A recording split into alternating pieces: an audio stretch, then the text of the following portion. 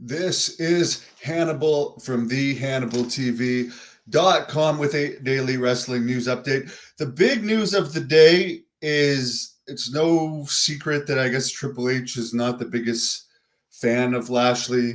He likes to push the smaller guys that don't look as tough, like Kevin Owens and Sami Zayn. And it looks like Lashley is on his way out of WWE, as is MVP, which I guess MVP's last TV appearance was April 3rd, 2023.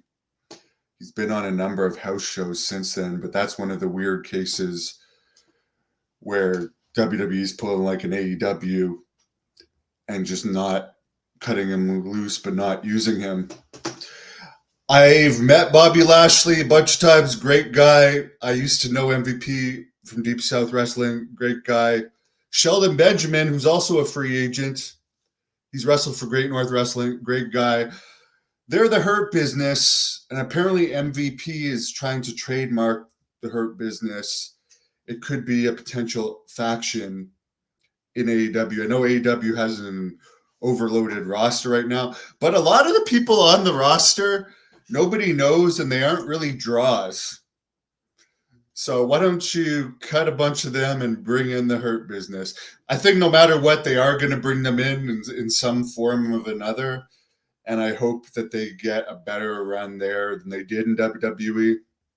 One of my big disappointments about Lashley's last WWE run is they didn't feud him with Lesnar as soon as he came in, after he was fresh off of a good run in TNA and a really good MMA run. They waited, and then when they did have him wrestle Lesnar, it wasn't really like as competitive a match as it should have been, where I feel like Lashley and Lesnar could have had a better feud. So, I mean, I wish them the best of luck. As I said, all those three guys are great guys. Sheldon's been released for a while, but hasn't really done anything since his release. In other wrestling news, El Desperado, whoever that is injured. And as I previously mentioned in other reports, Sky Blue and Dalton Castle from AEW/Ring of Honor are also injured right now.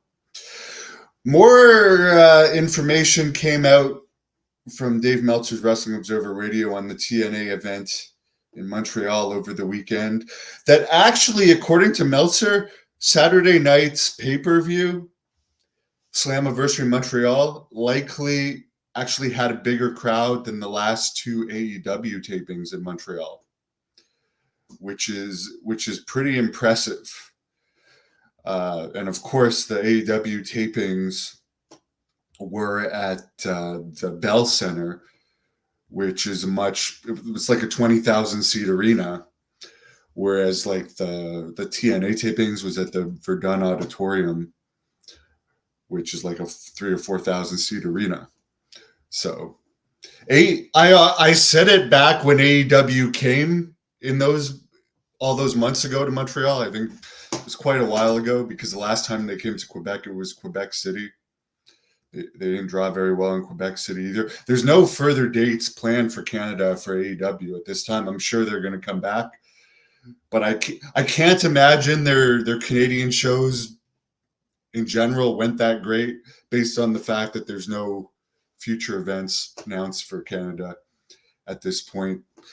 But I thought AEW should have gone to the Verdun Auditorium or the Pierre Charbonneau Center, where TNA has ran in the past, back when I promoted TNA in Montreal, because they're smaller buildings. They would have had bigger crowds and they would have packed them. But anyways, the other news that came out of it, there was previously mentioned they had a battle royal of independent wrestlers before the taping on Saturday, where independent wrestlers had to sell a certain amount of tickets to get in the battle royal. Hey, do whatever you have to do to get the people in there. But apparently Carl LeDuc, the son of Paul LeDuc, Carl LeDuc's wrestled for Great North Wrestling a bunch of times.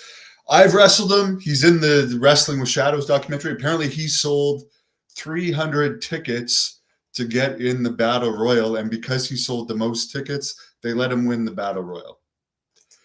So good for him. By the way, Carl Leduc had the very first match at the Canadian Tire Center in Ottawa, where WWE just had Raw. He beat JBL. That's a piece of trivia. It was very random that he was on a WWE show back in August 2006, or sorry, August 96 at the Canadian Tire Center, and they had him beat JBL in a very quick match randomly. The other thing is, for that pay-per-view, I guess some tickets were as low as $10. There's no news on how many they had for their TV tapings last night. It was not as good of a crowd as the pay-per-view, but they went to the same building for the TV tapings last night. They had Moose versus PCO in a casket match in the main event, which PCO won, but apparently it was just basically for the people in attendance. PCO also got married in an angle on the show, but it definitely was not sold out last night, but it was probably still the biggest TV taping crowd they had in a long time. But yeah, tickets, according to Meltzer, were as low as $10 for the pay-per-view. And the WWE NXT guys that were on the pay-per-view actually lost to the TNA guys. So that shows you how close the working relationship is right now with TNA and WWE. A lot of people are baffled that Joe Hendry lost to Dolph Ziggler. Ziggler didn't win the title because Henry's like the guy with the most buzz in the whole company right now. But it could be a case where they had this booking decision planned for a while and they just didn't want to change despite the buzz that Henry has right now, which I find bizarre because they made Dolph Ziggler the champion. Everyone remembers him as the WWE's jobber. I mean, there's no doubt he's a good wrestler, but as far as buzz, Joe Henry has a lot more buzz about him. As far as the Hogan speech at the Republican convention, according to Meltzer, there's been no negative blowback about it. Only people talking positive. So people have pretty much it's blown over all of the negativity about Hogan. As far as AEW Collision's new theme song, they got rid of the Saturday Night's All Right for Fighting song because I guess they didn't want to continue paying the rights fees. I heard the new song, and I really don't like the new song that they're using for Collision. I have to say this. And apparently a lot of people don't like it. And the music guy put out a post saying, "We're keeping it whether people like it or not." Okay. That's a great way to keep your fans. Maybe some people like it, but as I said, I heard it. I didn't like it. And if I did like it, I would say it. By the way, I got confirmation. Even though supposedly the Von Erichs are going to wrestle as part of this residency in Arlington, Texas, as AEW, they did not use them for some reason on the Collision tapings. And I'm not hating on AEW. I'll tell you if I like the music. I have no reason to put over this Joe Henry guy. No reason at all. TNA people don't like me. WWE people don't like me. I'm putting him over. I said I like his singing. I think it's good. And I will say, like, unbiasedly, that I do not like the AEW Collision theme song. I think it's crap. And I think it's funny that the guy put out a statement saying, "We're keeping it whether you guys like it or not." By the way, Jake Paul dominated his fight over the weekend, his boxing fight. No word on how the pay-per-view did, but they had over 17,000 people in the building in Tampa. A lot of people are kind of getting sick of these celebrity boxing fights. I did not see the highlights of Josh Barnett's Bloodsport Bushido, but I did interview Josh Barnett, and I really enjoyed the interview. I have a lot of respect for Josh Barnett. Yes, WWE did not use the Hurt Business the best. I agree with you, Walter. Good day to you, DJ. It's a nice, beautiful day out here. I'm going to get on my bike. I biked over 50 kilometers yesterday. I'm going to be out there bicycling again today. Just got a new one. because I used to love running, but my ankle's not good enough yet to fully run on my ankle. So I've been biking. Bike to the beach in Gatineau yesterday, the Lac Ligny Beach in Quebec. There's definitely some beautiful scenery there in more than one way. Hello, Humble. Walter says basically Dolph Ziggler's been an enhancement talent. There you go. It's true. He was making supposedly over $1 million a year in WWE to basically be a jobber. Yes, Humble, it is totally blown over. But given how, I mean, I like Hogan, but given how openly Knobs throws around the N-word, it wouldn't surprise me if at one point in time Hogan threw it around a lot more openly as well.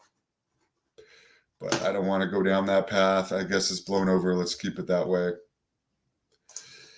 AEW would drop the ball if they went after Bobby Lashley. I think if they didn't go after him, Lashley they paid what, $4 million a year to Okada, who, by the way, apparently he got one of the lowest rated segments on Dynamite last week. Nobody in Canada or the US cares about Okada other than the absolute smart marks or the New Japan fans, and New Japan is the least popular it's been ever right now. Lashley, you could do a lot more with, but Lashley is one of the nice guys in wrestling. He'd be on my list of nicest guys I've met in wrestling. Yeah, the celebrity boxing fights, I mean, they had their little buzz a while ago, but I mean, the last one between Nate Diaz and George Masvidal, they're both fighters, but they're not boxers. That one bombed so badly, they only paid Diaz $1 million out of the $10 million he was promised, because like they got TNA level pay-per-view buys, which is like between 1 to maybe 4,000 pay-per-view buys. People have just had enough of it. Anyways, folks, hope you have a great day. I am interviewing Jimmy Noonan, the former head of WWE security, at 1 p.m. Eastern, live tomorrow. WWE and AEW have too many minority wrestlers, according to Humble 85. I did hear Stephanie McMahon say that at one point in time they had they had to have like 33% minority champions. They're a public company. They're very politically correct. And it's just the way the world works. A big company is going to need so many ethnic people in different categories. So it's not necessarily based on the talent of the wrestlers and whatever. That's just the way they do it. So whatever. And yeah, they don't book them well necessarily. I agree with you, Humble. And you look like you're African American if that's your picture saying that. I think it should be based on talent. But I understand how corporations work and why they do things based on ethnicity now. Anyways, have a great day. Give this video a thumbs up, please. And tune in tomorrow at 1 p.m. Jimmy Noonan, former WWE head of security, live on this.